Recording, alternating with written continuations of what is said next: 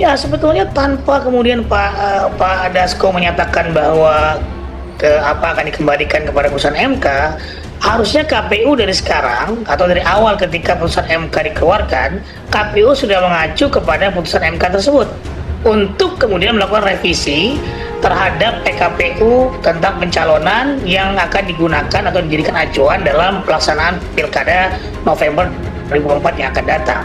Nah ini yang harusnya kemudian KPU mempunyai goodwill ya. KPU juga tidak boleh terseret kepada persoalan-persoalan politik karena memang produk hukumnya sudah ada dari Mahkamah Konstitusi.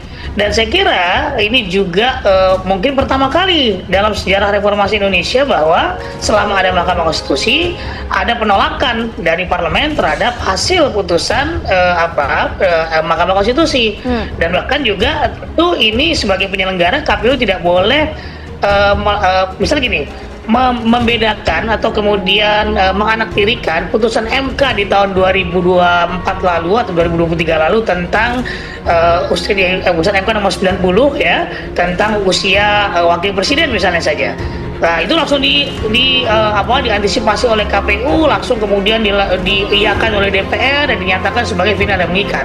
Tetapi dalam konteks keputusan sekarang, kenapa kemudian DPR dan KPU tidak segera kemudian mengatakan bahwa ini adalah final dan binding, gitu ya? Nah ini tentu tidak boleh ada tidak boleh ada perbedaan terhadap bagaimana KPU memperlakukan keputusan MK ini, seperti itu.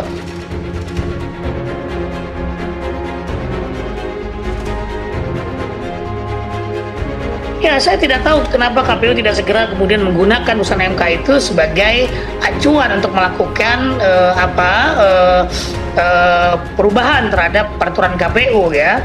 Nah, apakah kemudian KPU merasa penting terlebih dahulu melakukan konsultasi kepada DPR? Kalau saya dulu kami ketika di KPU langsung menindaklanjuti, kemudian kalau DPR sedang reses, kita sampaikan kepada ke DPR ketika itu kita surati bahwa konsultasi tidak bisa dilakukan karena MK sudah menindaklanjuti dan waktunya sudah sangat mepet.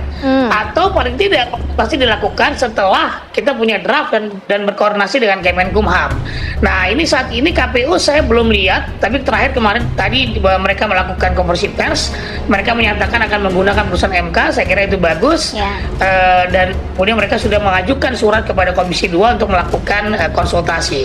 Nah tetapi sekali lagi jangan lupa bahwa terus melakukan kerja-kerja perubahan tadi, perubahan PKPU berdasarkan peraturan putusan MK dan berkoordinasi dengan Kumham agar nanti segera ditindaklanjuti. Karena waktunya tinggal beberapa hari lagi nih Putri ya, tinggal 5 hari lagi untuk ada pendaftaran